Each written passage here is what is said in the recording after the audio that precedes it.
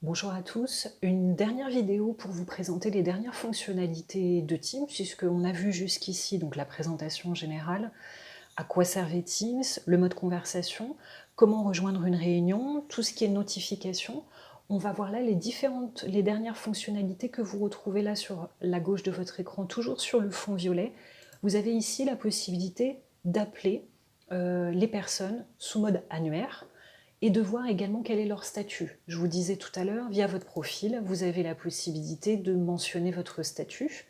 Si vous avez une question technique par exemple, on va vous demander donc de contacter la personne qui est de soutien technique. Vous vous souvenez, vous pouvez aller donc sous équipe de C et sous le planning soutien technique pour savoir qui est de soutien technique sur cette semaine en cours, et donc contacter en fonction les personnes.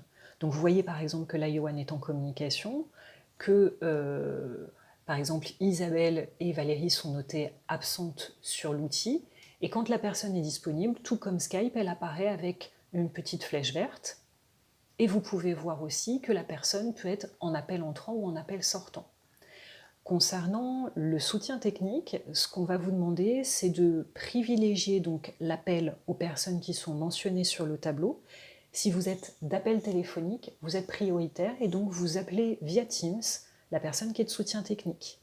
Si vous êtes de traitement de tâches, on va vous demander donc d'envoyer un Teams à la personne qui est de soutien technique pour lui demander si elle est dispo pour voir plusieurs dossiers avec elle.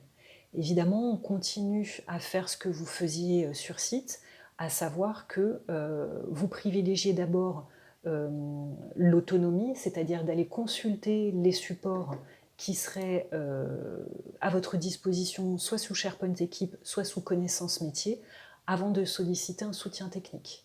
On vous demandera de privilégier aussi le canal Teams pour éviter que la personne qui soit de soutien reçoive à la fois des notifications Teams, à la fois des notifications Skype.